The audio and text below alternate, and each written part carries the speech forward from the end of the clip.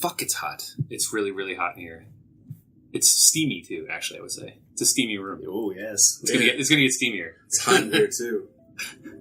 Wow. This is just three boys and a microphone in this hot room.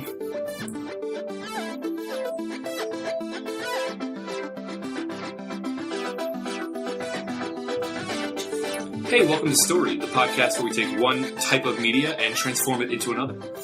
This week we're doing something a little bit different. We're going to take a pre-existing trilogy and sort of try and reimagine it to rectify what we consider to be the mistakes or possibly shortcomings of the past, and that trilogy is the Star Wars prequels, episodes 1, 2, and 3. So yeah. If you want to count Rogue One in there, we might have a little bonus. That's true. It's a throwback to our pilot. Yeah. No, that was Force Awakens, buddy. Shit. Yeah. Start again. Fucked it up. So yeah. where do we even begin? This is going to be interesting. Well, I mean, I think we kind of set our ground rules. I would like to, because thinking about this, we decided on this last week, and I've been reacquainting myself with some of the prequel stuff, and I just feel like there's so much media already online where people just shit all over everything. Like, I don't want to do that necessarily. We can talk a little bit about the shortcomings, but we'll take smaller shits over a longer period of time. yeah. But I mean, like, there's also media that already exists that can probably deconstruct what quote unquote didn't work about the prequels, and I am going to point immediately to Mr. Plinkett's reviews, the Red Letter Media stuff. I love those things more than the movies themselves by far, but because they really just talk about, they're really good master classes in story and movie, and they take the same amount of time to watch. So if you're going to watch anything, just watch those instead. But I mean, the only thing I would say about those reviews is that they can definitely be a little nitpicky sometimes in a way that isn't constructive to the larger conversation that I think we want to have in this room. But as far as like a really enjoyable breakdown of why those movies work and don't work, I agree. Those are rad. So I think we should, just for the sake of giving context, talk a little bit about our quarrels with Mr. Lucas's prequel trilogy. Why do they need to exist? Is the question. Mr. Lucas's prequel trilogy is a great way to package it's like Mr. Toad's Wild Ride. Yeah, it sounds like a children's book. And old-timey in a way that is but also correct for the films. The prequels do kind of feel like a children's story in a way that the original movies don't. But in not a children's story. The original movies feel like a children's story in a good way, where you would tell it to children, whereas the prequels feel like they were written by children.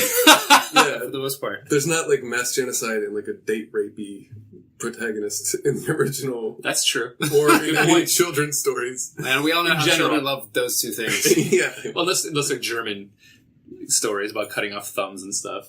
Oh, yeah. Yeah. It's like Dwight Schrute stories from the office. Exactly. Greco Finger or whatever. That was a terrible German accent. Sorry, Germans.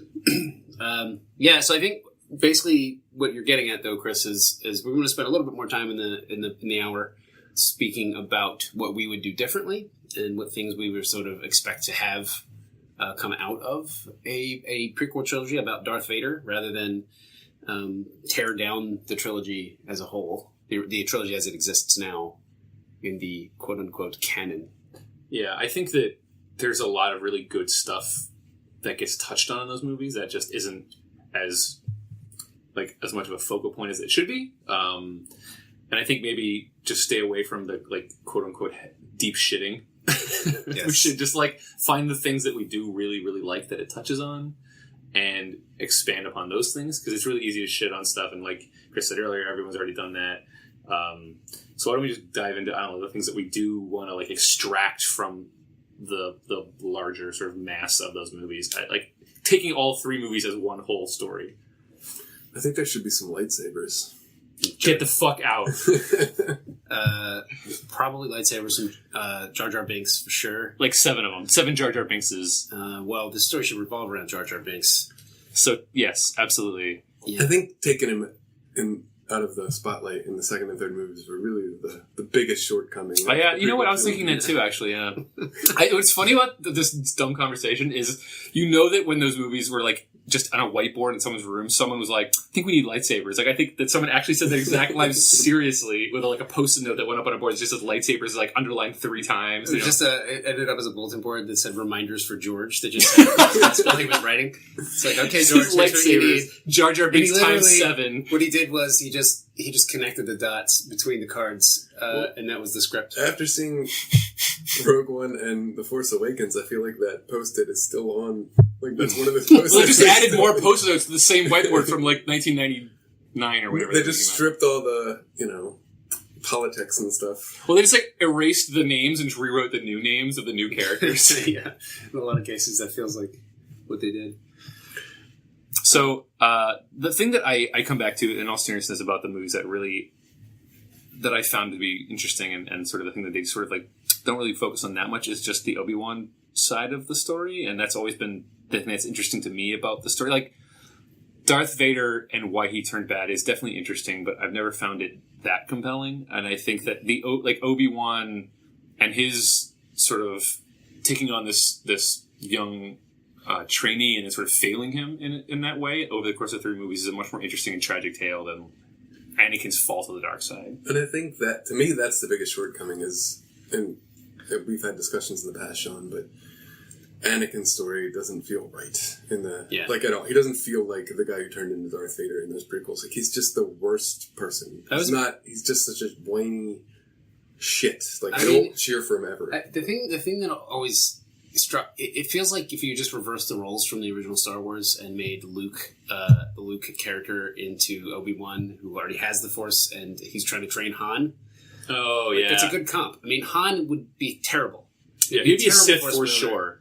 He would just, he has, so little self-control, but he's so likable, and it would be so much easier to kind of care if he was falling than Anakin as he's written, because Anakin as he's written is just sort of like, he's a whiny kid, and then he's a whiny adult, and then he's a bad guy who kills children. And he also, like, the way that Anakin's portrayed in the prequels, he's such a kind of sociopath. Like, the way that I would imagine Anakin's arc to begin is like he's like a Walter White, right? Like, he makes one compromise that just is the one decision that sends him on the wrong path. It's a smaller thing that then gets piled and piled upon from there. But the way that Anakin starts in the prequels is like, what is he, like, murder sand people immediately after finding out his mother's death? He just didn't, like, as soon as his descent starts. Poor Shmi. Yeah, it's just so, like, whoa, this guy is clearly dangerous. It flips really quickly. I'm not on his side anymore. He's just murdering people. Well, it's also tonally weird. I mean, Luke Skywalker kills plenty of stormtroopers over the course of but that's out of necessity. He doesn't really kill that many stormtroopers. No, he does, though. Does he? Think about it. Like, he shoots a bunch of them with lasers in the first blasters. Yeah, I guess we it's never established in canon if that's a lethal shot or not. But let's assume it is. But that's what I'm saying. Like, the tone of it is wrong. Like, when it's like self-defense, strikes down right? those sand people. I mean, that's what you want out of a Darth Vader beat, but it also sort of like just comes in a movie that it's like midway through a movie that has not had any of that up until that point, and it didn't build to it at all. Just kind of like, it's one thing that happens, and then he goes and does that thing. And I mean, I think that's probably how they looked at it. Like, they looked at it as if it was like the one thing that sent me down the wrong path. But the way that they paint it, like when you're talking about Luke, he's killing stormtroopers, yes, but he's doing it while trying to achieve what we've already accepted as a noble mission. Right. Well, that's what I'm saying. Yeah. Like, it's like the stormtroopers are evil.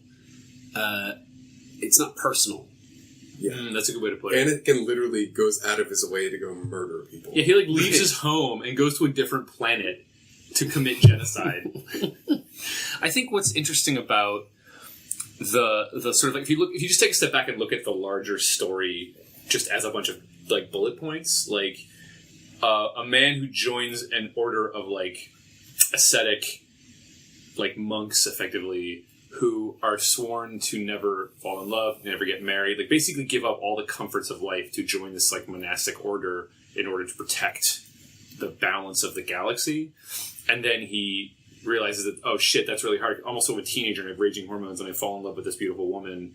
And I sort of give up those oaths to pursue love. And the whole idea that Jedi can't find love because that is an emotion, and any emotion, any strong, passionate emotion is the key to the dark side. That shit is fascinating because it kind of paints the Jedi as kind of shits. Like, I think that's interesting. Like, really, you're not allowed to have any of the material joys of life because it's so easy to fall to evil.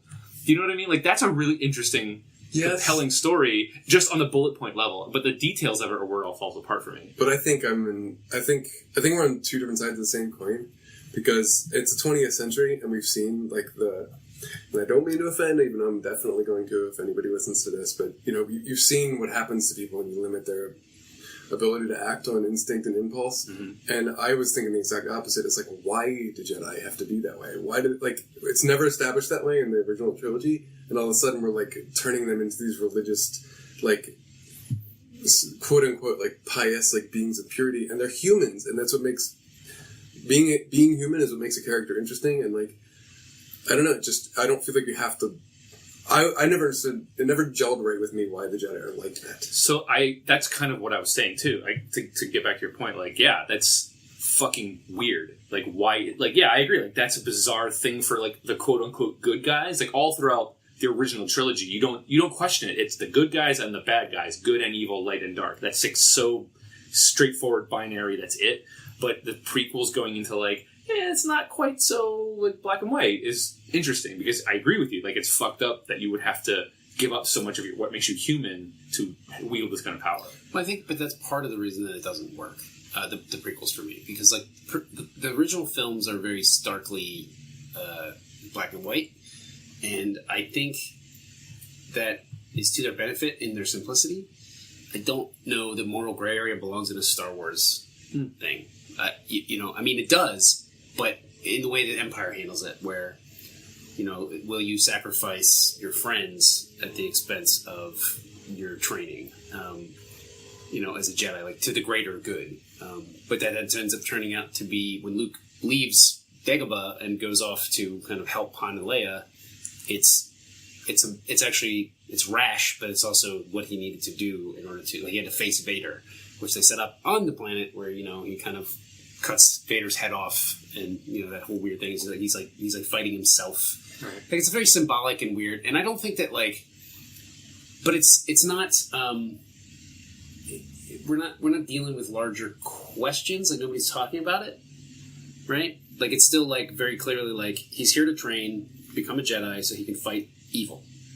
You know, it's still like, I don't know. There's like a weird Venn diagram of like how much gray you can sustain in a Star Wars thing without it losing its tonal, like lightness. You know, I think it's really light, and that's what the prequels got bogged down in a lot of cases, in my opinion. Is just like there's just so much heavy shit. There's politics. There's the Senate committee bullshit, and like I mean, like there's so many adult sort of things in there, and the original trilogies owed a lot to the sort of older stories, which are still told, the Odyssey and just myths, and they're sort of like, you know, basically George Lucas read a book by Joseph Campbell and just kind of mapped everything into there from it, and that, you know, there's a reason that it feels mythic, and why it keeps getting diluted is because none of the new ones do. You know, they don't have that. And I think that's what you were just talking about is the original trilogy. It is so black and white, at least at first, and then the gray areas, as soon as that sort of complication and compromise comes into the picture, there are simple gray areas that complicate the already black and white base coat. Right. That makes sense. Foundation, because you're set up. It's set up in the first shot of the first trilogy. The rebels are the good guys. The Empire's the bad guys. You know what I mean? It's so simple, and like you buy into it immediately, and you're on board, and you can just feel the bullying of the Empire, and you're just on the rebel side. And that way, and then when the complications come, and the characters evolve, you know, they're still on the right side, quote unquote, but those complications feel even more complex and hard to navigate because it seems like things are so simple. Does that make sense? Yeah. And then the way that the prequels are set up, it's like off the gate, you have this Jedi Order who just clearly nobody in it is happy. You know what I mean? Yeah. So it's like, then why the fuck are we following them, and why do we care about them? It's like, Are they the good guys? Do you know what I mean? They're just castigating like everybody who's involved. Well, it's like 30 years before the original movies, and like it's so structured and so like endemic to the society that exists that it feels like how on earth in 30 years did that just like flips on its head? Yeah, but it's like it felt like when they were talking about the Jedi Order in the original films, like they even say like ancient religions. Yeah. Nobody talks about religion as if it's ancient from 30 years ago. You know, like it's absurd that anybody could look at a Force wielder and like the whole idea is that nobody believes in it. You know, like Han sets that up very clearly. Luke doesn't even believe in it, really. You know, like, and he has all the reason in the world to. Well, at least sort of midway through, but like Yoda's 900 years old for a reason. You know, he's 900 years old because he was there back when people were practicing this shit, and it's fallen out of favor. You know, that's what it feels like from the original trilogy. And then all of a sudden you come in and they're like on the seat of government, and there's like a million of them. It's like there's a million Jedi. Yeah. It doesn't. When they were talking about hunting down the Jedi in the first trilogy, it felt like the last people who might in the galaxy be able to oppose them, not a million people. You know, that they 30 years murdered ago throughout. Like, what is it? Order 656 or whatever? 666. Is it? 666 would be a little too on the nose. So just like cut one of those numbers off. Just Yeah. chef's kiss. Mwah. Perfect. Yeah, it's very bizarre. And something I was thinking about in the first trilogy, the original 4, 5, and 6, like the Jedi are spoken about, and there's such this aura of legend. Do you know what I mean? And what's weird is, in any sort of cultural landscape, you think of legend, and things are extremified. Do you know what I mean? But they're extremified in sort of the examining of the history. And it's, if there's any truth to it, we all know that there's people at the heart of that story. Right. And we've seen movies in which we investigate historical sort of legends that are like before the time of the internet in our own world that kind of examine the actual people and show their faults, illuminate their faults, but show how they acted in a certain way that makes that they made certain decisions that were good and what would create legend, if that makes sense, like what would instill hope that despite all their faults they were able to do that. But it kind of like the way that they paint the Jedi does the exact opposite of that. It's like you're taking it like we're telling you that these are these infallible people, and then we're breaking it down. Like it just feels like it does the exact opposite. Like the exact opposite of what actual legend and the illumination of a legend should do. Well, it makes them very common, right? To your point, Sean, that like there's millions of them. There's millions of I don't know how many there are. Sure, okay. but it's implied there are. There's that one scene in like the pit fight scene where there's just like a billion lightsaber lights just going fucking crazy, killing off like because it was just like someone again like on a whiteboard said like lightsabers and underlined it 3 times, and then they were like, what if we had a robot with 6 arms and each one had a lightsaber and it could spin around, like, you know what I mean? Like they just wanted to like escalate the Jedi and the light. Like somebody very clearly wrote all the cool shit about Star Wars and like. And Jedi was up there, and they just fucking circled that 100 times and went like, "That's what Star Wars is now. It's just that." Right. And to be fair, the original trilogy does focus very heavily on them through the lens of Luke sort of rediscovering this ancient religion. But the fact that the prequels just focus on them as this crazy superhero squad of just like hundreds of or thousands of people with laser swords of all varying colors that can just cut people down, like. They just made it a superhero movie for kids in that way that destroys the mystery and the, Chris, to your point, the like legendary status of these people. And the other thing that's interesting about it is if it is a legend, like those stories are, as you said, exaggerated over time. But really, in this trilogy, or the prequel trilogy, they're not exaggerated at all. It's literally just a historical telling of like, and then they use their crazy mind powers and lightning shot out of their hands. It's like, no, that really happened. It's not like a weird allegory for like some, human trial. It's like, that's literally a thing that happened. That's why that, in the first trilogy, because they set it up as being sort of out of favor, and the people don't believe in it, when you get to the scene where Yoda raises up the X-Wing out of the bog, and that brilliant John Williams music is this soaring score goes up. You feel that, yeah, because Luke is awed, He doesn't believe that it's possible. And then Yoda shows him that it is. And the reason he doesn't believe it is possible is because it wasn't, 2 years before he was born that they were all killed. Yeah. That everybody in the galaxy would know about. I was going to say, like, Luke is in his 20s, right?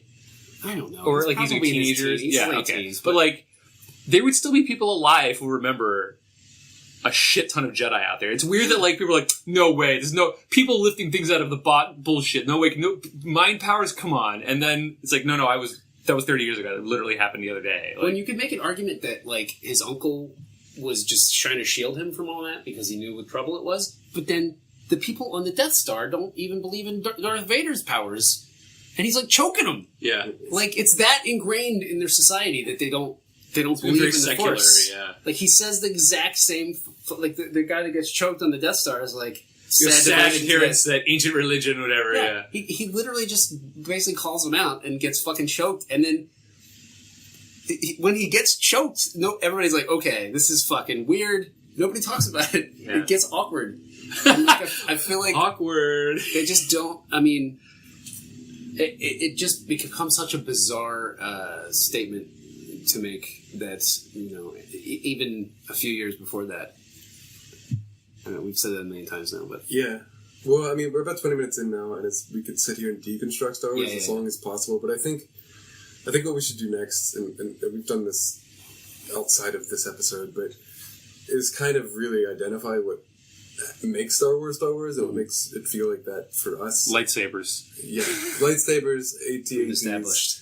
The Millennium Falcon. You need those things. C-3PO and R2-D2. Yeah. Anakin needs to have built the Millennium Falcon in our version. Can there be a trash compactor? That'd be good.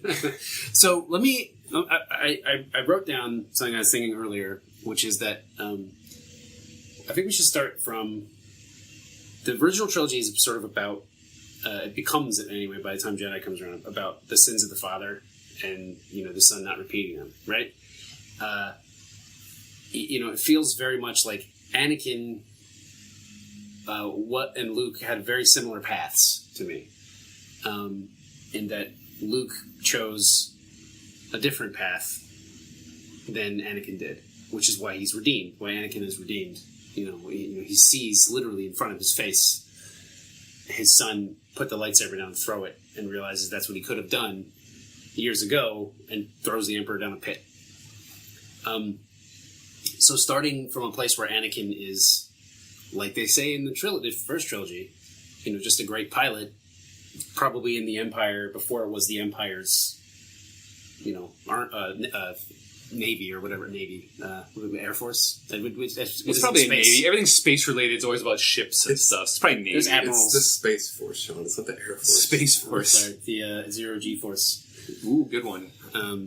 But yeah, I mean, I feel like you could start from a place where, like, he should be basically Luke's age. I think because Anakin or Obi-Wan even says, he was amazed how strong the Force was with him when he met him, and he took him under his wing to train him. But it feels like him being too old is something you probably would want to retain. Like it was too late to train him. Like, he'd already established his sort of personality and his, like, what would matter to him and his values far before Obi-Wan ever got to him. And he'd already joined up, in an attempt to do something about, he already had, like, gusto. Yeah. And deciding on Anakin's arc, like, I think that's is following Luke's path, and creating a story in which we're on his side for, like, literally all the way till the end.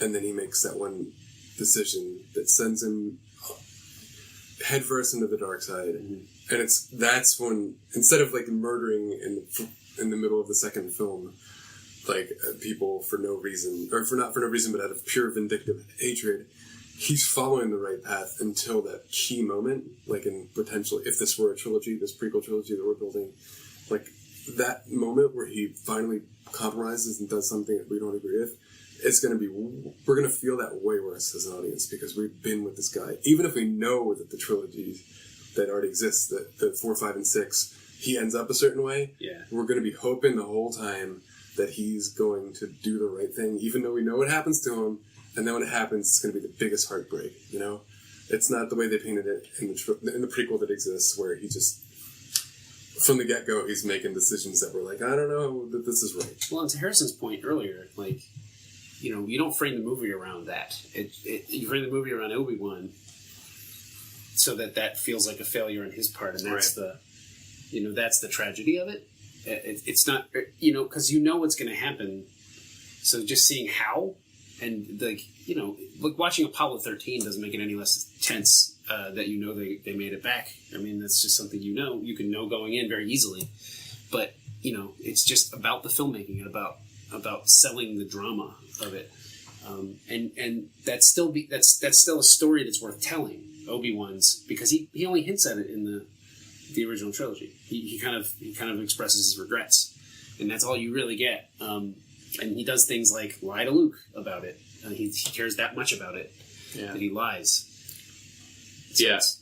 Sorry, I didn't mean to interrupt. No, go ahead. I think that to both of your points, I think what you really need is that Anakin, Chris, like your point, like him making some compromise that sort of does send him down that path. But you also, I feel like you want to have him sort of skip across the pond, like a rock across the pond, where he keeps making good decisions and bad decisions together, where he doesn't just like, not a rock off a cliff where he just like goes down really quickly. It's more just like, oh, I hope that doesn't come around to bite him in the ass later. And then you realize like, fuck, he's getting really conflicting for him, and he's actually still trying to be good, but he's starting to be pulled. Like, what you don't want is a scene with him and Emperor Palpatine doing whatever they were doing in the fucking football game, or whatever, sitting in the bleachers talking about how he can reverse death, and he's just like, oh, yeah, cool, okay, I'll sell my soul for that. Like, it's very clearly a watershed moment for him in a bad way, but you want things like that to just be brought to his attention casually and just have him wrestle with those decisions, knowing that they're fucking wrong, and knowing that he's going to sell his soul bit by bit, and just have him slowly do that, but also still kind of be a good guy, still kind of doing good stuff, still protecting people he cares about, still kind of like so the point that I'm trying to get to is that you keep hoping that maybe hope against hope, even though you know it's coming, maybe he can get away with it, maybe he can still kind of pull up at the last second and not be a bad guy. Like, any second now he's going to figure out what a shit he's being, he's going to turn around and be a good dude, you know, like, and he's doing it for the right reasons, which is important, you know, like Luke trying to strike the Emperor down in Jedi it was the wrong way to go about it, but he still would have had he had a goal of protecting the Alliance, and just not doing exactly the same thing with Anakin, but seeing him do it for the right reasons, but do the wrong thing for the right reasons is even more tragic, you know. And one of the things I was going to bring up that you just kind of touched on is like bit by bit. You said when he started, you see him lose it bit by bit. I also think at the same time he's losing parts of himself in these battles, and those are being replaced bit by bit, and in his arm, and it's sort of visually being reflected rather than him just falling into a volcano. Yeah, losing his arm and leg and all in one go. Right. Yeah. I mean, it's like dumb. Like, even the line in that Obi-Wan says is like he's even more machine now than man. Yeah. Which is like, you could still interpret that as like there was one thing that made him more machine now than man, but like it sounds very much the way Alec Guinness reads that line, like he saw it happen over a long period of time, and now the man that he knew is no longer in there. It's mostly a machine. Well, what's really weird to me too, and it's been touched on in the Plinkett reviews, and I think it's obvious on the surface in the prequels, is there's a clear Christ trajectory for Anakin's character.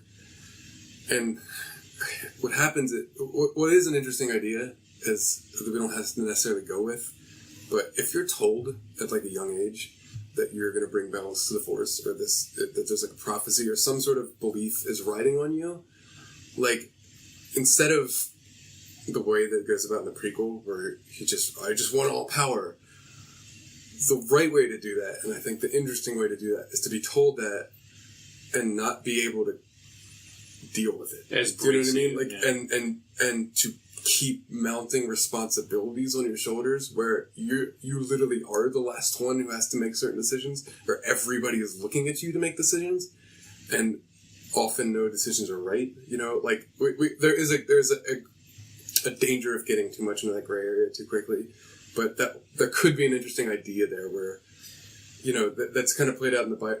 I think it's in Kevin Smith's Dogma. Like, there's a line where he says, like, there's no story from Jesus about Jesus from the age of like 6 to 18 or something, because the whole time he was wrestling with how to deal with this realization. You know what I mean? Like, that's, from a character standpoint, being told that and then having to compromise and be the one who makes decisions and not being able to make the best decisions and lead people or everybody into success every time is going to weigh on you character-wise. Well, I think, you don't need the prophecy for that, though. I feel like the prophecy is, it feels superfluous to the story to me. I think you could get just him being great at being, he's just an awesome fucking Jedi, which he was. Yeah. And that, like, just being awesome at it means that he's taking on more responsibility and feeling that weight of being awesome. More people are looking to him to lead. Yeah, and it's kind of like, but he has self-doubts. And that's going to lead to him, feeling the pressure is good, I think, and that leading to him making some poor choices in the interest of kind of keeping up that image would be interesting for sure. I think that's very true. I think that we don't need a prophecy, but and I think you even boiled it down better, that's the interesting part of that coin. It's not you're the greatest, you know what I mean? That's not what's interesting about that. It's the ramifications of that, and how that develops is subject to change. But that's the thing that changes a character. And it mirrors Luke too, which you want, I think. Like Luke is the opposite side of that, where he's not sure if he's good enough. He doesn't believe in himself, and he has to learn to do that. Whereas, Anakin can believe in himself too much. And then one failure means the world. Yeah. Especially if you do paint him as the Han, and he's got like more luck on his side than Luke, and he's got the charm, and he's got different kinds of strengths than Luke did. You know what I mean? Like, that'll make it a different story too, because he's a different character. That's a really good idea. Like, the thing that I was thinking about while you guys were talking is that this just sounds so similar to the original trilogy, and coming up with ways to make it feel like a unique story that isn't just like a mirror image of father like son is that way of like Han succeeds because of luck and skill and intuition, and sometimes because of the really rad team he has around him. Is a really good way to go about it. But I actually wanted to, really quickly, I actually disagree, and I think the prophecy is somewhat important, because I would argue that it's completely out of his hands, where it's thrust upon him by a group of people who supposedly know better and like are trained, and like it's like a council of people who are trained in these matters and know more than him. So he just accepts this responsibility on him, not understanding what it truly means. And having that be more external than him just being rad and people being like, oh, you're just a rad Jedi. I love that idea of just people have been waiting for someone to fulfill the prophecy. It's you, man. Like, you're like, finally, we've been waiting. It's got to be you. And like, he just throws his hands up and goes, I don't even know what that means, but okay. And that weight that was completely unasked for, like that was completely unearned, like being thrust upon him from an outside source, like society almost fails him. Like the Jedi society sort of like puts him in this position where he has no choice but to be the best. And to agree with the other points you're making, like any mistake that he makes is going to feel like 1,000 mistakes on his shoulder, because anytime he disappoints the people that he's supposed to be there, like impressing all the time, he has to be perfect all the time. I think that's really interesting for him to just wrestle with constantly. But I don't think you need the prophecy for that, is what I'm saying. Like, yeah. I feel like that way we get to see I agree with everything you're saying. I think the prophecy, the problem I have with the prophecy is that it feels like it takes the Jedi from being this sort of hippie religion that it kind of was initially, where it's like everything is one and the universe is all things, and if you just believe in the world and the cosmos, you can use its powers to your unlimited potential, and moves it straight into a religious. The Christ analogy is a good one in that I think it just kind of takes away from what was interesting about the Force to begin with. Well, that, and I think from a story perspective, like, since you said what you said about the prophecy and not needing it, like, I think that's true because if you're spelled out, if the prophecy is spelled out for you at the front of the story, then you know what to expect in a certain way. But if by experience of Anakin's and feeling it with him and starting to get that sense through the other characters' perceptions of him, you're going to better relate to him because you're realizing it with him as he realizes it, and it starts to mount as that happens. So, like, from a storytelling perspective, sorry, guys. The stakes will just get higher and higher the more that he succeeds. Do you know what I mean? Like, if it just spelled out of your front, it's not going to necessarily have the same weight as this if it mounts incrementally as the story goes on. Well, I think you could have that, and I don't want to spend too much time on this because I think we're all in the same series, like the same circle, but like I think you could have it be revealed later where everyone's like, oh shit, this guy's rad, and it's just like, oh, it's a lot of side eye from like, oh, interesting, raised eyebrows, and then at some point he's like, why is everyone treating me like this? And he's like, let me lay it on the line for you. This is what we think is going on with you. Like during his like, you know, time as a Padawan, and they're like, holy shit, this guy's really, really good. Maybe he's that guy. But yeah, I mean, I think we're all talking about very similar. But, I mean, I would say that you like having Obi-Wan's personally pushing him more gets more to his character. That's too. true. You know, it's like Obi-Wan's own failings as a Jedi. Like, it's almost like he takes on like a father mantle. Don't make the mistakes I made. But yeah, I mean, it feels like, you know, like a coach who's past his prime or never quite made it, but he knows everything inside and out, trying to like put so much pressure on this like Olympic athlete to, you know, but pushing him too far. That's it true. Be a really That's a good interesting way. I mean, I feel like you just get more because it also, you know, what it also does, it takes away from Anakin's eventual redemption for me because it was always fated versus it being something he did on his own. Yeah. You know? Yeah, that's fair. That's actually a really, really strong point. Yeah, and I think the only thing I think you could do to make a prophecy somewhat interesting if the whole time Anakin was like, fuck you, that's not me. You know what I mean? Like, if he's going against it, actively trying to defy the prophecy, which wouldn't be interesting, but at least then there's some sort of agency to his character. Do you know what I mean? That word got a smirk off you there.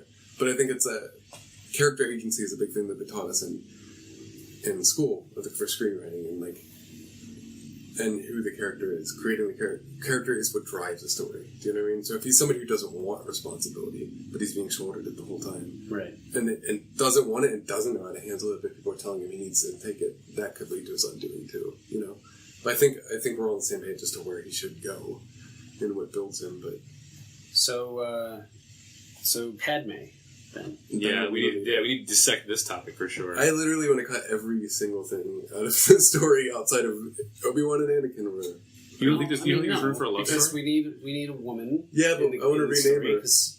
Well, Padme's not bad. Or something. Smoot. I think you're focusing on the wrong part of it. I just want to wipe the slate clean weirdly, but this is I just call her Padme because that's, you know, what she's called, and it's you know, it's one of the things George Lucas didn't lose was his ability to name Star Wars characters. I mean, he definitely, all the characters in the Star Wars trilogies, hell. They have the most Star Warsy names imaginable.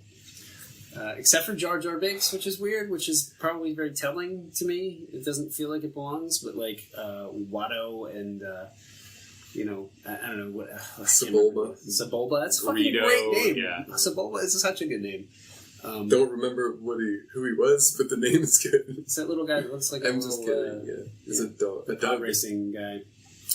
But yeah, you know, I think there should be a romance, and it's sort of important to the overall story.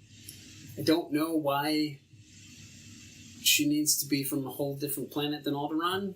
That feels real weird to me. But I don't know, because do you really have to go back to the same two planets over and over again? Like, well, if you don't, then don't make them the same fucking thing with a different name. Like that I think that Sean's point is Naboo is the cosmopolitan, like metropolis of Alderaan. It just got a different designer. Do you know what I mean? It's the same thing, so why not make it the same thing you already know? It just feels like, I mean, not to say we shouldn't go to new places. I totally think that's part of it, but it's already sort of endemic to the story that planet is important to not only the Republic, but to in some way you would need to see, like, I don't have a problem with Bail Organa, who is sort of Leia's adopted father, being part of the story. Like, that feels like he should be part of the story. So you can see why... More so, probably. Why Obi-Wan would have entrusted him to take care of one of, Anakin's kids. I think also, to contradict myself and to agree with you, that getting to see that planet firsthand would make the eventual destruction of it probably hit a lot more, too. Is just seeing how beautiful it was and seeing how idyllic and what a model for the Republic or whatever, and seeing actual human beings living on that planet, because you only ever see Princess Leia, and that's the only connection you had to that planet. And you see Coruscant a lot. Which is like, it's a cool idea. It's the only planet that has a big city on it, apparently. But the whole planet is a city. Okay, cool. But that's a boring location to go back to, especially since it's like not well designed. In my opinion, just New York. It just looks like. Just all the buildings look the fucking same. Yeah. Like, it doesn't have any personality. It looks like the Fortress of Solitude. Like, it's kind of got that same, like, every crystal. Never mind, cut this part out. Wow. It looks like it was procedurally designed instead of something that grew over... If you have a fucking planet city, that thing has been around for ages. Yeah. And everything looks shiny and fucking beautiful. It's just spotless. It doesn't feel like there's no way a Planet City is that spotless. We never actually saw the ground, to be fair. Like, we've never gone to like the Blade Runner low level, like, shitty actual ground, right? So maybe it's rad, like maybe this really cool design down there, we never see it. The camera pans down and it's rad down there. But that's what the interesting part of the city is to me. Like that's where it feels like our characters should be existing in that Mos Eisley spaceport part of the city. And that's what really made, I think that's what made Star Wars so accessible to so many people, was like that exact kind of thing you're talking about. It's like, sci-fi was kind of confined to this, like, these are the Vulcans and these are the people, you know what I mean? Like, it was so, everything was so, like, painted with such a wide brush. That's not the wide brush. Yeah, wide brush. Very wide brush. Yeah, just a roller, actually, I would say. But it did bring that level of, like, grit and, like, just like realism and dirt, grime, and lack of uniformity. It felt real. Yeah, it felt lived in, and it felt like the people there had lives. Yeah, like that's lived in is a kind of a pretty well used way of describing the Star Wars universe, but it was newish when it came out, and like things had like dirt on them, and they broke down, and they weren't. It's a Millennium Falcon, right? Like it's just bolted together, and it's not great. It's just kind of a bucket of bolts. Like it looks fucking rad, but when Luke sees it, he says. Piece of junk. Yeah. And it's like that's such a great like touch. Yeah. Just that like they're flying around the universe and this thing held together by duct tape. Literally is probably actual duct tape, space duct tape.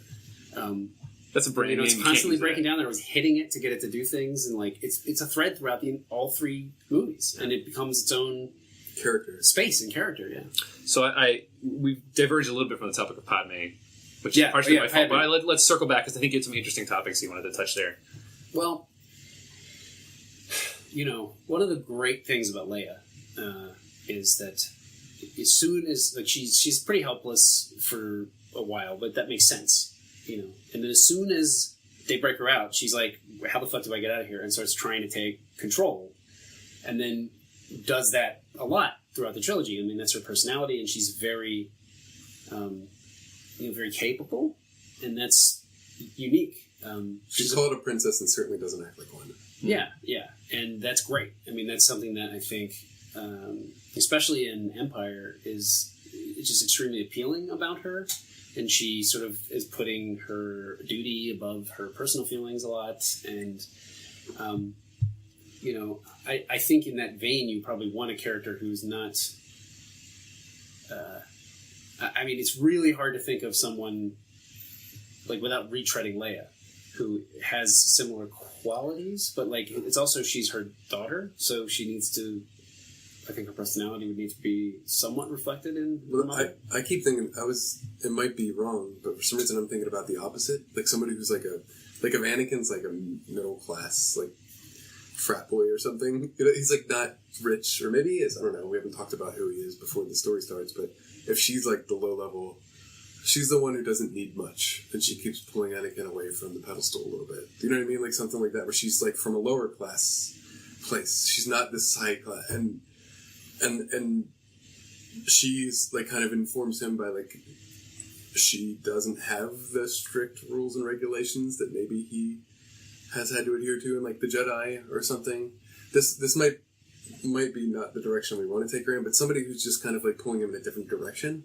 Do you know what I mean? Where like, well, I can see if we go with the idea that his head is swelling all the time, that she's the person who keeps like she talks straight to him. Yeah, that's going to be super appealing to him because nobody does that, you know. And that I feel like that could be really. She's kind of like Aladdin.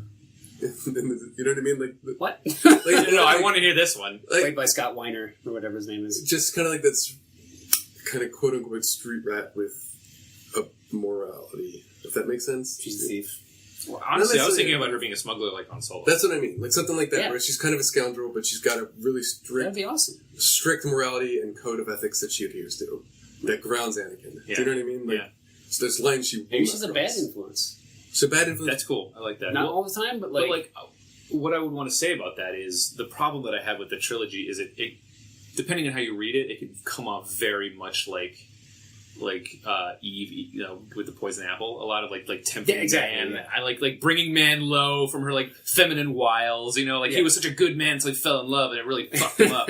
Yeah, and that shit sucks. So, but I do. So, like I said at the beginning of the podcast, like I do like that idea of it's fucking weird that the Jedi can't have normal human emotions and all that stuff's really interesting too. But not mapping that to her, like a woman being this man's downfall. It can't be her fault, you know. And I think that like I fully agree that it's easy to fall into the trap of her just being the woman who fucks things up for the men. Like that's not what we want at all. Right. So the way I would spin that, and you can tell me if this is shitty or not, but the way I would spin that is Anakin is fucking indoctrinated in the Jedi way, and she's just like very questioning, and she's very like, don't just believe everything you hear just because your master says it. Like, maybe you should question it. That seems fucking weird to me that you would do X, Y, Z. And he's like, maybe I should question. And then maybe he goes back to Obi-Wan and says like, I don't know, it seems like a weird thing that we're doing this thing without, we got some orders and we're following them and not really questioning them from our uppers, you know? And so it's less of the love thing, and she just like prods him to question, because if she is sort of a smuggler or street rat or someone that's just gotten by in her like wiles, that she's so used to not trusting anyone and like second guessing everything and living by instinct, that she would bring that to him, and that would actually be good for him, but in the like structure of the Jedi Order, which is very like ordered and like you do what you're told. I mean, just removing the order from it, or not removing it entirely, but just having it be that she, you know, like they disobey orders from like the General Kenobi. You know, because he's called a general, right? And gets shit done. Not that, you know, it's not a bad thing that they go do it. They actually succeed, and you know they do some amazing shit by kind of going rogue. But it's not.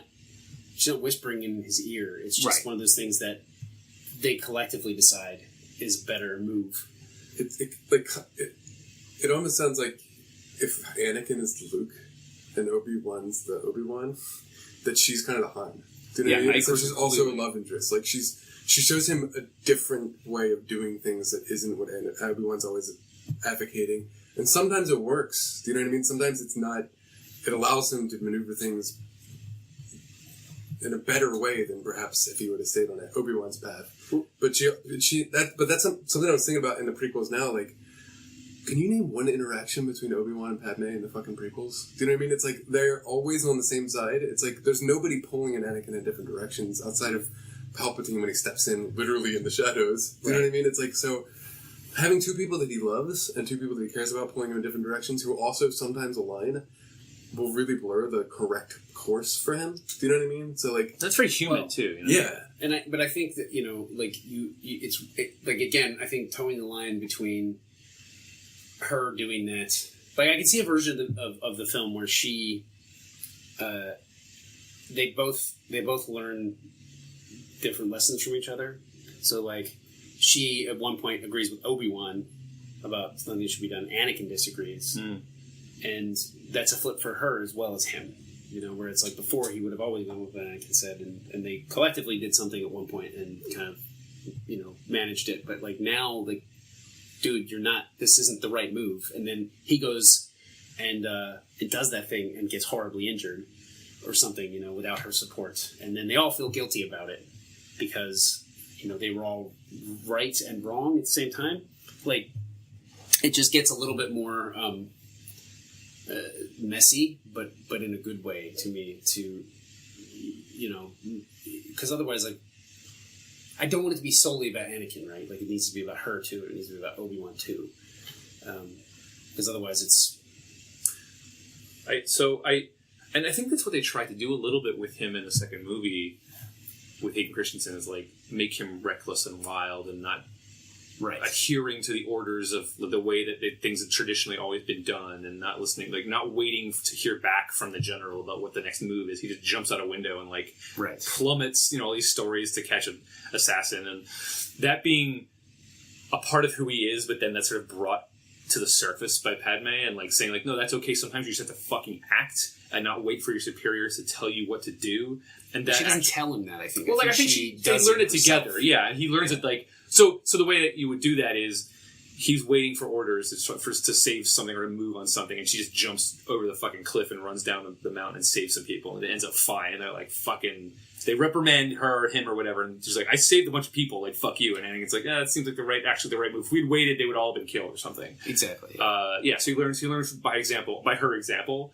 But they touch on that in the second prequel movie, in Attack of the Clones. But it just comes out of fucking nowhere because it's just attributed to him being a rowdy teenager. Yeah.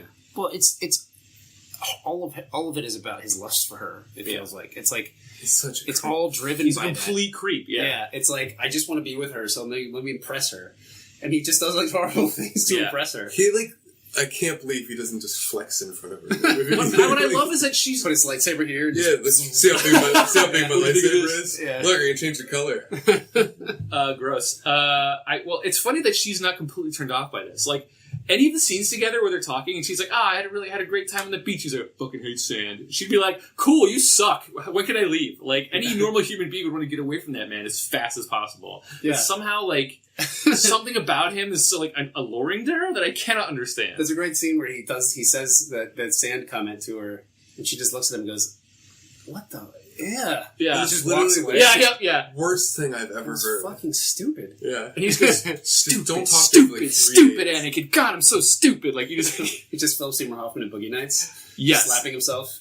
Yep, exactly. But what would be cool, like, because we have Obi-Wan, and he is we're kind of playing him different in the prequels, and that we've all kind of talked about it. Like, he's still a little flawed, and he's maybe a little too by the book, potentially.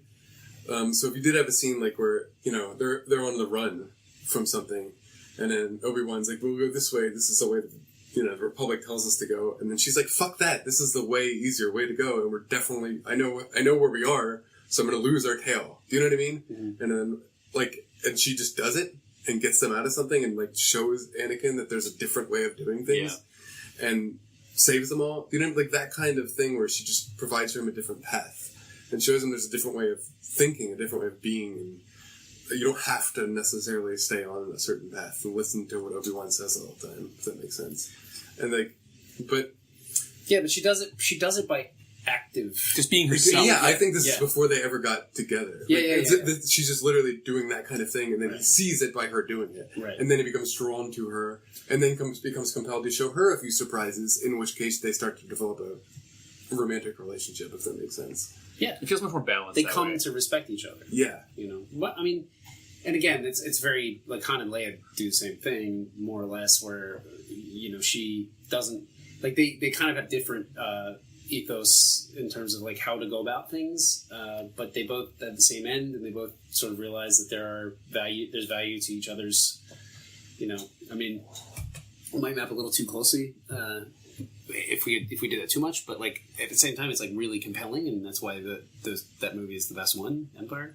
But also, I think the addition of I think the thing that would make it different was that Obi-Wan is there, and he is the person saying like and sort of like chaperoning, like stepping between them, saying like leave room for Jesus, like that guy just like doesn't want them to get too close, and offering an alternative solution to them getting like emotionally like getting close, and offering another solution or another way for Anakin. So continuing to offer, like, hey, listen, like, telling you this is the way to go, like, the Jedi Order is rad, or, like, the way that we're doing things, the structure that we're doing them by, like, the reason that exists, there's a reason that stuff existed, because if it didn't, things would be chaos, et cetera, et cetera. Like, he actually does provide like a compelling argument to stay on the path. Yeah, but I don't want to do too much of that, because like what makes Han and Luke's relationship so interesting is that sometimes Luke does something and he does the noble way, and he's like, it shows Han that he was just being a fucking coward. Do you know what I mean? So like, I kind of want to get that from Obi-Wan in the reverse, some like where he sees that Anakin does something Padme's way, and then he's like, fuck, that works, I was wrong. Do you know what I mean? And well, then he starts to respect... Exactly. Like, Obi-Wan needs to be right, too, about shit. And, like, having Anakin not care feels like, it's like, there's a beat in the second movie, probably, where he, Obi-Wan was right, but Anakin won't admit it. And because he's stubborn and he's prideful. So if they have an argument, don't talk for half the movie or whatever, and like, and that's has how to it go ends. between them, like Anakin says he's, whatever, like they're like, she's like the communication between them, the two of them, like the two friends. Or she's just trying to mend it and says, "Fuck you guys are idiots," and walks away. Yeah. Like, in true, strong fashion. Like, I feel like just telling them they're being stupid and letting them have to hash out on their own. Yeah. I agree with you, Chris. I definitely don't think that Obi-Wan should be a negative aspect or like bringing it down, but I think just adding him as an element would make it feel different than the Leia and Han relationship from the original trilogy. That's kind of what I'm trying to say. I think you definitely do want to play him as an element, but I think that you want to, by the third movie, I think you want to actually bend him into a point where he's actually invested in Anakin and Padme's relationship a little bit. Like, they're friends of his, and he's seen this relationship blossom, and there's an undeniable chemistry between them, and he's actually invested in their success a little bit, even if it does mean jeopardizing his Jedi ways. What's interesting about that is that it makes the conflict more about Obi-Wan than it does about Anakin and Padme, like, because it never really hit me, or I never really cared about it, but Obi-Wan being like the guy who has to cover for them to his bosses, or the guy that knows it's wrong and has been taught his whole life that it's wrong, but really cares about them and wants them to be happy, and like making that kind of question, making that sort of get him to question what he's learned already is really interesting. And I think that would then add a lot of meaning to when he meets Luke and says like, all right, this time I'm going to fucking do it right. Like, this time I'm going to allow a person to be a human being and have emotions and feel these things. And he learns all the lessons from fucking up Anakin's training and all the mistakes that he made, and that are probably illuminated through like Padme's like not interference, but like involvement in the group.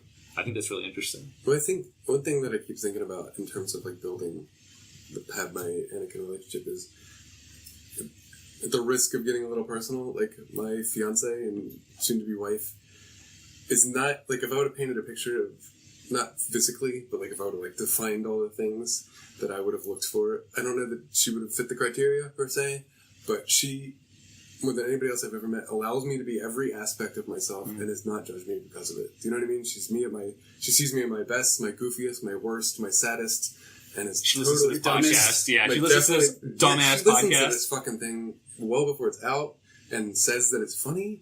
And she's lying to you. Yeah, Totally wrong. But she, like, what an idiot. Yeah, God. It's kind of building Padme to be the person, if we do keep any of that, like, responsibility and some of that prophecy stuff we're talking about before, that Anakin can just be himself around her. Yeah. And then if she dies in the third movie, and Obi-Wan knows that was the case and is happy that she was around, and he can't fill that void, despite how fucking hard he tries, that's going to make Anakin's turn really tragic. Because he's trying to save his best friend and mentee in an hour of need, and he can't, because that void is empty, and he can't fill it. Nothing could fill it. Yeah. You know what I mean? Like, something like that, I think, would be really...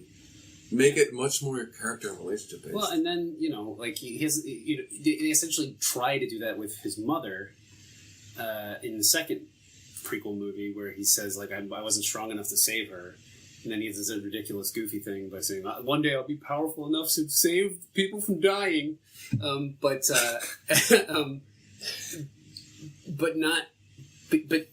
being somebody, like, that could be the breaking point for the stuff we were talking about earlier, where his ego is so inflated that maybe he was brash enough to think that he could get there and couldn't, and didn't, and it's on him. Couldn't save Padme. He couldn't. Yeah, or his mother. No, I'm not talking about his mother, Padme. I'm saying, we build Padme up over the course of the movies, and then, she has the kids, like, before he turns even. Yeah. Gets to be a I father. 100% agree that needs to be way earlier Yeah, I mean, like, Well, that's the gets to be a beginning father- of the third movie. Gets to be a father so much that they don't remember, like, only to the ages that they don't remember him at all. When they, Well, yeah, but I mean, like, it 6 doesn't have months to or be, whatever, right? Yeah, Like, yeah, it doesn't have to be long, but he doesn't literally show up while they're being born and she dies in child. yeah, like, it's just like they got to the end of the movie and went, oh fuck, we have like an hour more shit to do, and they just like crammed it into 3 scenes. yeah, it was so bad. But like the idea that her dying is the thing that just it unravels it all. Like he's been able to kind of keep it together. All of these things that we've been talking about, all these like struggles and strifes and things that he's been balancing, and all the sort of like temptations he's been balancing, and all the things that he's been trying to figure out and like keep all inside of himself, just fucking unravel when she dies. And it isn't instant. He doesn't just go and murder a bunch of 8-year-olds like the next day. It's more of like he like the way that someone that's had a tragedy in their life just can't pull it together over a period of time. Then he waits a week and then he murders a bunch of 8-year-olds. Yeah, but like he has 2 kids now that he's a single father and some like you know what I mean. Like there's a lot of interesting sad. Like I don't know how sad he moves to be, but like there's a lot of just struggle that he has to now take on with himself. But not being fit to be a parent, and them deciding to hide the kids from him, feels like that's really tragic and sad. Yeah, that's a hard decision for Obi-Wan to make. You know, well, that's really cool. Like yeah. it feels like there's so much more there, and like we haven't even talked about the Emperor. There's so much more. We could do a second one on this. Yeah, maybe we should. But like there's like we haven't talked about how the Emperor's influence is there, but you know, starting to see that. Like, that he meets him, that maybe he's the head of the galactic... Like, he just takes his power too far. He's like a Trump kind of guy. Yeah. You know? But, like... See, I just don't care about the Emperor. I don't care about him either, but I do think he needs to be He's a good catalyst. He's a great catalyst. But what I will say... I mean, he needs to be in the story for sure. He's like the Hitler of the space Nazi empire. But one of the things that I do think this movie ends without him in the Darth Vader suit... You know? Like, yeah, definitely. He's not in the Darth Vader suit at the end of this movie because there's a whole fucking long period of time between the end of the third movie and the start of the Star Wars trilogy, the original Star Wars trilogy. That's where he became Darth Vader. There are hints of it. He's lost a lot of body parts. He's on a respirator at the end of the third movie. But he's not Vader. Yeah. You know, he's not in the armor yet. Like, that feels like it came... No executive would ever let you make that movie, though. Let's just say that. We're talking about a good movie. No executive will ever make, as the news about Phil Miller and Chris Lord being taken off of the Han Solo movie. Did they really? I didn't hear that. Oh, yeah. Well, I'm not seeing it anymore. Yeah, I mean, correct. it had very little chance of being good, and now it has no chance of being good. So way to go, Disney. You ruined Star Wars. No, fuck it. They did. They ruined it well before that. Okay, so please make your point. My point is... that I forgot what I was saying. Respirator, he's not Darth Vader. Oh yeah, he's just not Darth Vader. I mean, we see hints that he's going to be Darth Vader, but it ends at a place where he's Darth Vader in character. Can we at least get James Earl Jones to do some lines? If he's gonna have a respirator, can we at least get that? Come on, It's just a comical scene over the credits where he's testing out different voices. And he's got the like a whole bunch of celebrities to come in. One of them's like really high pitched. it's just Bobcat Goldthwait. Yeah, he's just trying different and then he's like, "That's the one," you know. At the end, just Jerry Lewis, just a bunch of different weird shit. Donald Duck. Yeah. Oh, perfect. This one, I'm just not feeling it. I don't know. But it's like if God, never mind. We should have talked about for the next hour is the Disney what Disney would do with it now. I think we could do another podcast on this because I think there's a ton more to talk about. Yeah, we barely scratched the surface. There's the Emperor. There's the sort of Galactic Senate stuff that is not just excise. Yeah, well, for the most part, but just like the idea of falling to Space Hitler, like that process being interesting world building, even if it's happening in the background, like a larger world thing that motivates smaller character stories. One person who's there needs to like Jimmy Schmitz is in the Senate. And we come across him all the time and know he's a senator, but at no point do we go to the Senate floor and watch the C-SPAN shit happen. Can we still throw the chairs at each other? It's just Geraldo. Watch somebody filibuster the fucking exactly Galactic Senate. But like I feel like you do hear that because like the first movie starts. The other thing is the first Star Wars starts with a line of dialogue. Like, the Senate will not sit still for this, and then, like, it's still there, and then he says, like, no, it's gone now. Basically, Vader's like, it's not a thing now. That just happened. Yeah, That was 20 years it took. or however long, you know? But in the original movie, they rip it apart. In the prequel trilogy, they rip it apart and they fight in it. Yoda's bouncing around and fucking Sidious is... We need to talk about that shit too, by the way.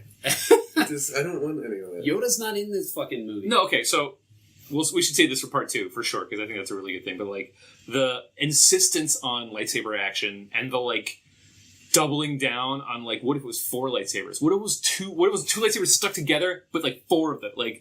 That you can't even hold it. Well, he's got 6 robot arms. He takes his he unfolds 2 other arms, and he's got all of them have lightsabers. You throw a grenade and it just shoots lightsabers.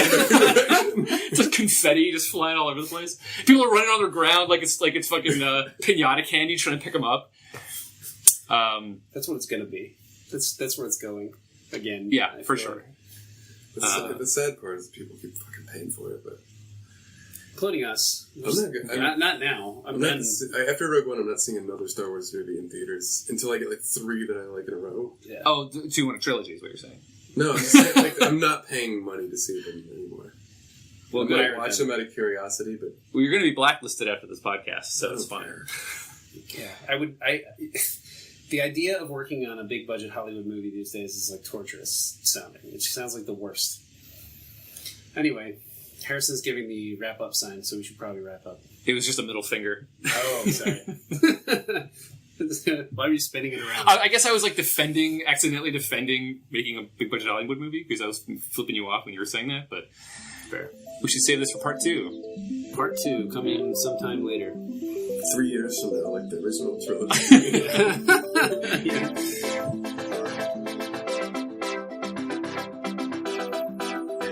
Alright, thanks for joining us.